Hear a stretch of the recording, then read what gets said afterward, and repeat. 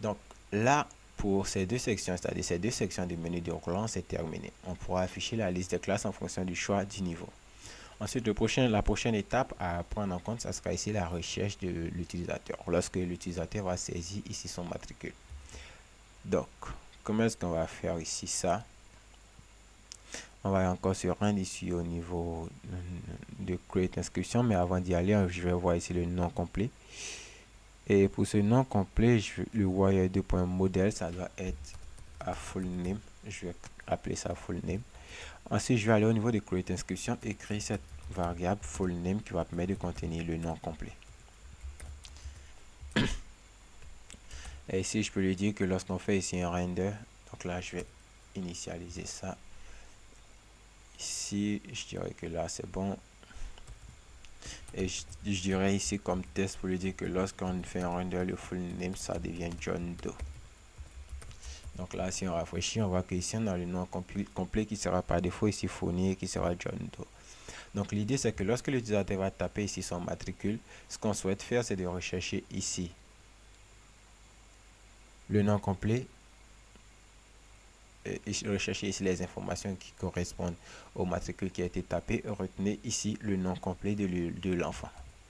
Donc c'est parti. Ici, on va encore venir faire la même condition. On va ici faire un if i7 de $vis matricule. Donc if i7 de $vis matricule, c'est-à-dire si on a entré quelque chose dans le matricule, ce qu'on fera ici, ça sera une variable qu'on va supprimer après, que ça sera current student. Ça sera égal à student, le modèle student, where. Et ici, on appellera la colonne matricule et on vérifiera si le matricule correspond à ce matricule là, donc $vis matricule. Et là, on pourra faire ici un get.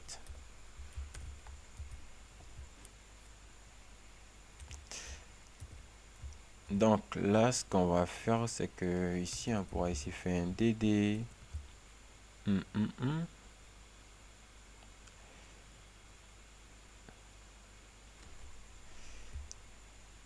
On pourra ici lui dire que là, on va écraser encore la variable de full name. Ça sera égal à $current student. Et ici, au niveau de la table élève, je pense qu'on avait mis ici non. Donc là, je vais tester ça.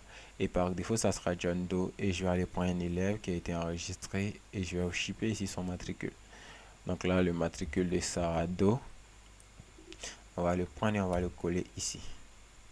Et là, il nous dit que la propriété non n'existe pas.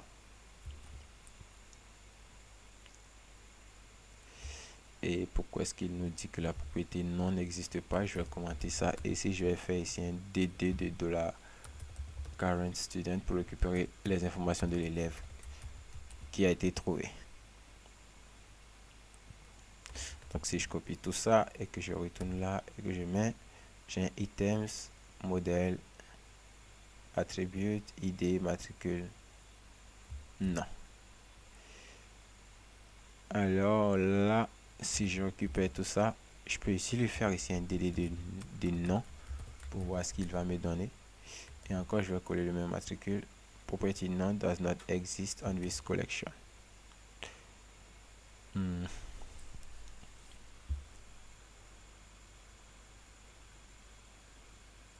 Là, je vais appeler la méthode first pour lui dire que je souhaite récupérer le premier élément.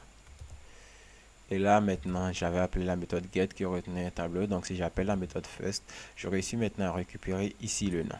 Donc, ici, ce que je peux faire, c'est que je peux ici faire un point de concaténation pour récupérer aussi le prénom. Donc, ça sera current level. Et ici, on appellera ça prénom. Et là, je peux mettre un espace. Et là, si je recolle encore ça, j'aurai ici pour petit prénom does not exist on this collection. Et c'est current student par current level. Et zut. Ok, et ça donne maintenant ici Sarah Doe. Donc, ce qui veut dire que ma recherche fonctionne. Donc, ici, je fais ici une recherche sur le matricule qui est entré. Je retourne ici le premier élément qui correspond au matricule. Ensuite, ce que je vais faire, c'est que je vais assigner ici cette variable full name. Je vais dire que ça sera égal à ça. Et ici, je peux retirer le dd et la parenthèse ouvrante et fermante. Et supprimer ici cette initialisation du full name que j'ai mis ici. Donc là, ici, on va venir mettre ça. On retrouve bel et bien Sarado. Et ce qu'on va faire ici, imagine qu'on tape ici un matricule qui n'existe pas. On a un message direct qui nous dit attempt to read property non en nul. Donc ici, on va venir faire une vérification pour vérifier si cette variable-là redonne un résultat valide. Donc ici, on mettra ici if $current student, c'est-à-dire le résultat de cette variable qui fait la recherche. Si jamais ce résultat-là, si jamais on trouve quelque chose, maintenant on définira le nom complet. Dans le cas contraire, le nom complet restera ici à empty. Donc là, ici, ça se donne Sarado. Et là, si on met dd, on ne retrouvera rien. Et dans le cas contraire, je vais mettre ici un else. $vis full name sera égal ici à une chaîne de caractères vide. Donc c'est parti, encore on va tester ça. Et là, si j'ajoute le dd, puisqu'il ne retrouve rien, il me retourne rien dans la section non complet. Et si je supprime le dd, il me retrouve encore l'utilisateur qui a été saisi auparavant. Ensuite, là, ici, ce que je peux faire, c'est que si je choisis le niveau 5e, que je sélectionne la classe de 5e A, j'ai toutes les données qu'il me faut pour faire ici l'inscription.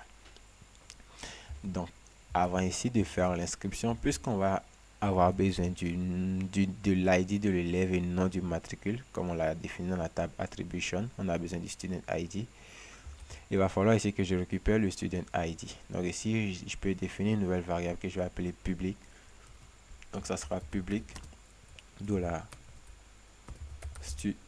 $student ID qui sera par défaut là. Et si je vais lui dire que lorsqu'on retrouve ici l'élève, donc $vis student ID, ça sera égal à $current student ID. Donc là, on va récupérer l'ID de l'élève qui a été trouvé. Donc là, ça permet de retourner le nom complet.